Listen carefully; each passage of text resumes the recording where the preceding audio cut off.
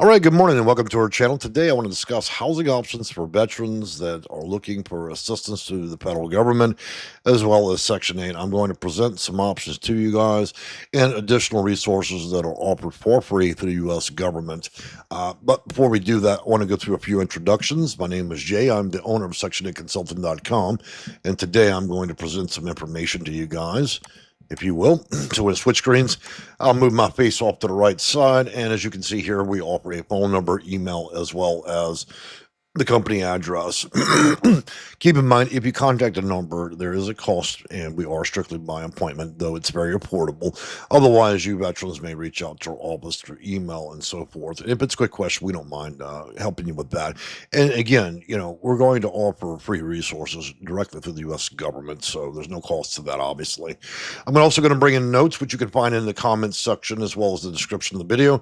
For those of you that have learning disabilities, or maybe I'm going along too quickly, you like to rehash the subject matter again, or follow linkage that we put throughout the discussion of this video. So yes, veterans experiencing homelessness may qualify for rental assistance through HUD-VASH, which is a special form of Section 8 that combines a number of programs. Now, keep in mind, guys, I'm going to discuss two separate solutions here. One's HUD-VASH for those that are homeless or may potentially become imminently homeless through unaffordability or other things. And then we're going to discuss HUD options for those veterans that may not be homeless at all. Okay, so just hear me out on this. So the Housing Choice Voucher funded HUD and the housing assistance administered by the Public Housing Authority, case management and support services coordinated through the Department of Veteran Affairs.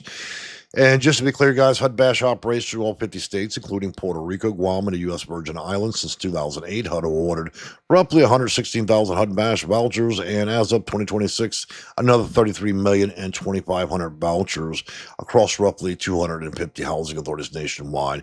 If you'd like to read about that HUD BA 2026 announcement, I will link that up in the description, of course.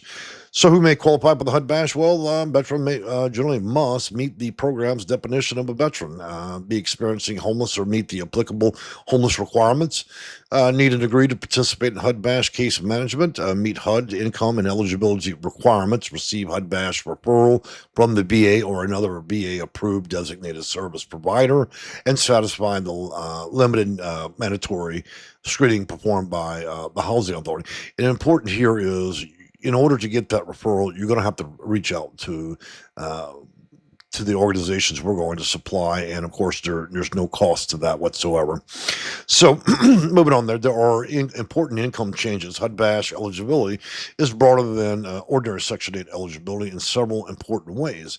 Under the current operating requirements, a referral for a veteran may qualify with a household with income up to 80% of AMI or area median income. Housing authorities must serve otherwise eligible HUD-VASH veterans whose income falls between 50 and 80% of that AMI or area median income.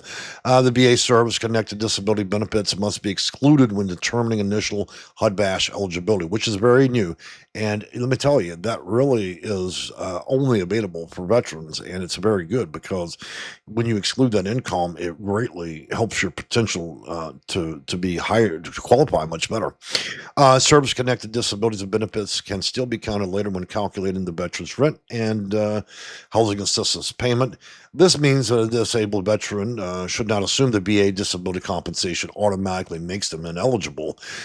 In fact, now that they've excluded that, it makes you more than eligible. So veterans previously denied because of their disability income placed them on over the limit may now qualify for reconsideration or new referral under HUD-VASH's operating requirements and FAQ. I'm going to include that link there so you can look at that. So if you tried this before, now is the time to try again, okay? Does a veteran have to be disabled? No, you do not. Unlike most programs out there, this does not have that requirement. HUD-VASH focuses on homelessness, housing needs, program eligibility, and veterans' need for case management. A service-connected disability can affect the income eligibility and the type of accommodations or services that are needed, but disability is not a universal qualification requirement. So you don't need to be disabled whatsoever.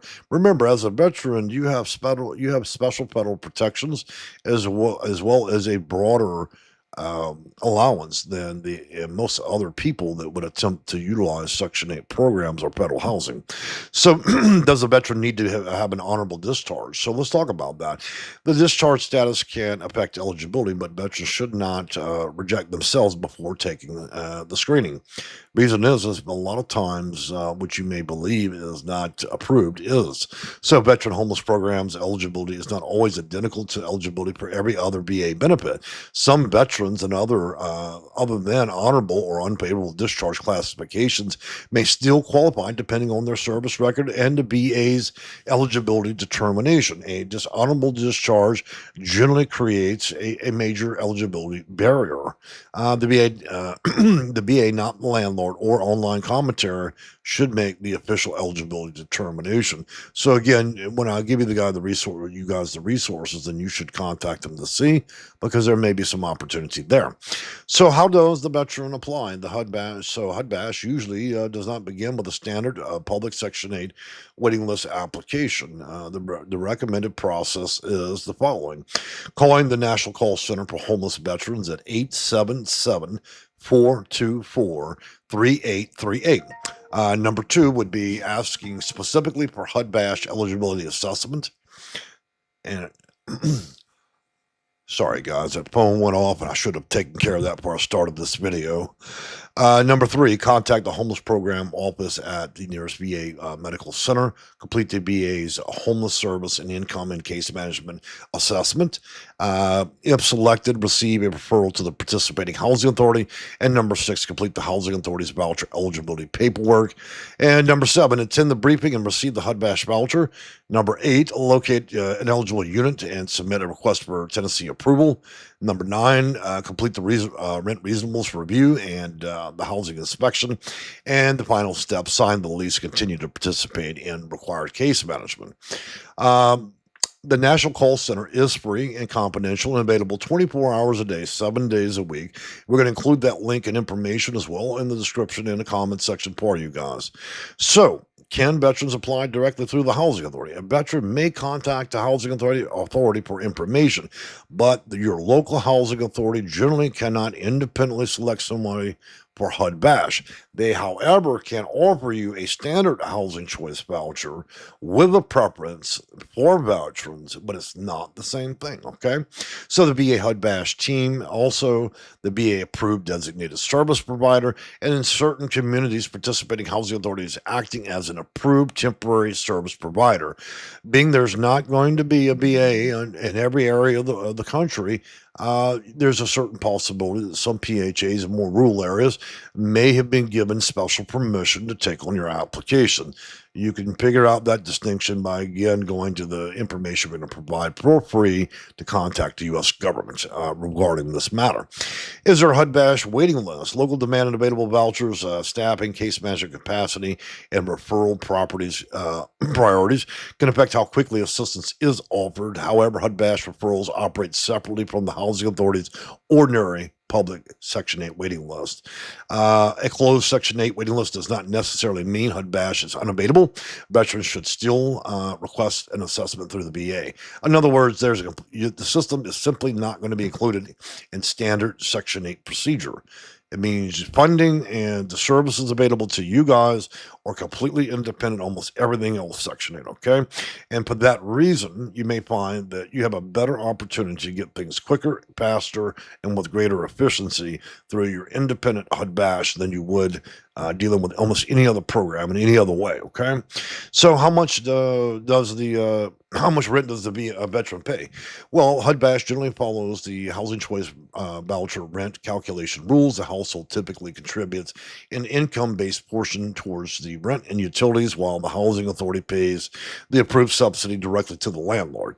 The exact tenant payment depends on the following: adjusted household income, family composition, approved rent, utility allowances, payment standards, and medical and disability-related deductions, as well as other applicable deductions and program rules that I may not have time to cover in this video. A veteran should not assume that the voucher makes the apartment entirely free also. So, how long does it take a veteran to find housing? Well, that's like any other housing search. It takes as long as what's required. And I would imagine, depending on whether you're in a big metropolitan city or not, you're probably going to be looking at anywhere from 60 days up to about 4 months, depending on circumstance and depending on population. And there can be even heavier factors included if you're in a highly dense areas like LA or New York, where you may be a contentious number of other veterans seeking the same services at the same time. Further convoluted by this is during summertime. June, July, and August are certainly going to be peak season, so you may find that opportunities are much greater outside of those months. But I'm not dissuading you from addressing summer. That being said, guys, I'm going to go ahead and start wrapping up the video here simply because the additional information that I'm going to be providing below, you can go and read in the description part. I don't believe that we need to cover every aspect here, but I want to tell you something, guys. Besides the HUD-VASH or the premise of the video, you can still just reach out to your PHA, sign up for a regular Section 8 voucher if you wish. You do not need to be homeless, okay? You'll be granted some of the highest preference that a housing authority can grant, even with a regular non-veteran voucher. And so that's still a very good option. You also have low-income housing out there and affordable housing, which are tax credit properties or tenant-based housing, and they offer the same types of solution. And I can assure you, as the day is long, that they're going to consider your applications with a higher preference than the average person, only excluding specific categories like domestic violence, homelessness, and probably disability. Okay, but if you have any combination or all combinations of that, you have a rather compelling case. So if you're struggling with that, I would say reach out to the U.S. government first. My company is a private solution, so I don't recommend that unless you've exhausted all other possibilities and not been able to yield the result. Okay, I don't really believe that veterans need to pay for anything. They've already paid enough through war. However, if it's something you're not able to resolve, then it may be worth a small conversation with our office. All right.